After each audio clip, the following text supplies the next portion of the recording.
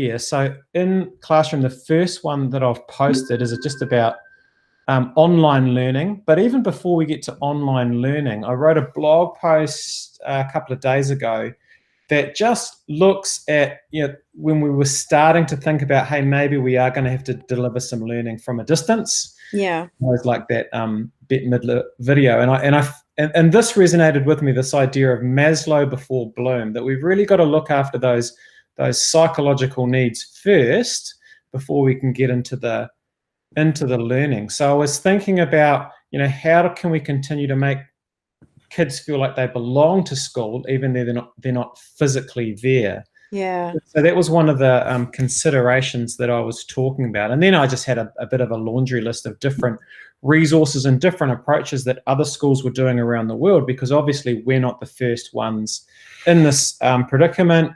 Got colleagues in Hong Kong who've been doing it since February. The States have just moved to online learning. UK has just moved to distance learning with schools closing down.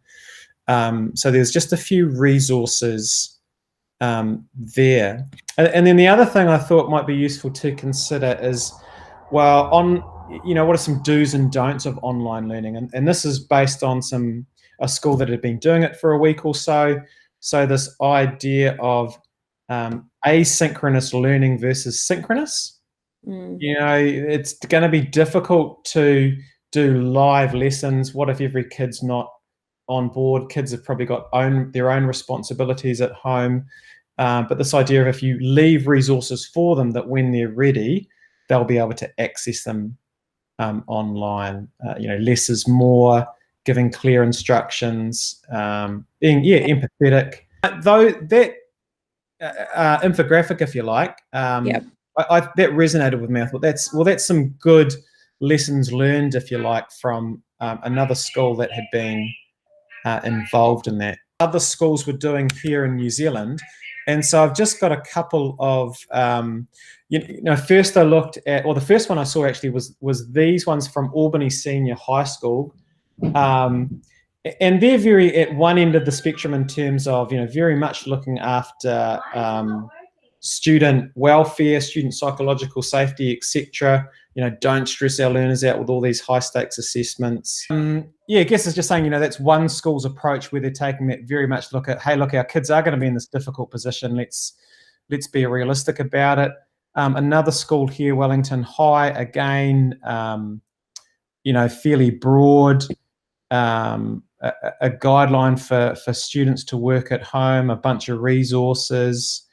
And I thought this was interesting here, that they'll be able to access their teacher at the times when their lessons are usually on.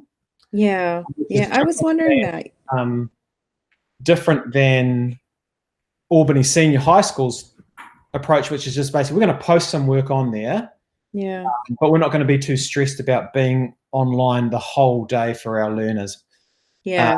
And then my school's approach, which is, we're just basically going to follow the normal school timetable, and then almost like we're trying to deliver in person, even though the kids aren't going to be there.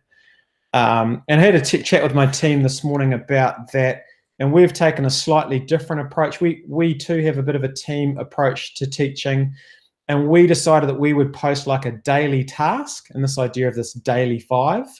Okay. And part of it is to do with their learning and some skills.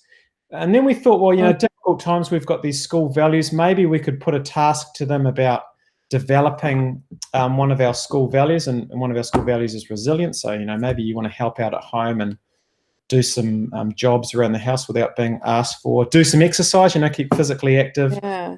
And then wanted to try out this tool for just making kids feel like they still belong. And this worked actually quite well. This is Flipgrid. And it's basically, kids can post a short wee video of themselves. And the question was, how are you coping with the upcoming lockdown? And so you can see there already 6 kids have got online, posted a wee video. They've viewed each other's ones, so that they're still able to connect with their classmates. Now, notice it's not a class of 27. Yeah. I wasn't expecting the whole class to be online and doing what they're supposed to be. That's just being realistic. So, there's a couple of things that we're trying, in our classes. And that's Flipgrid, is that right? That's called Flipgrid. Yep. And then I guess just the last thing here is this really great resource that Google has put together about teaching from home. A whole bunch of stuff there. Setting up the home for video calling and using Classroom and making websites. And I think they've just done a really good job of collating all these resources together Oh, good.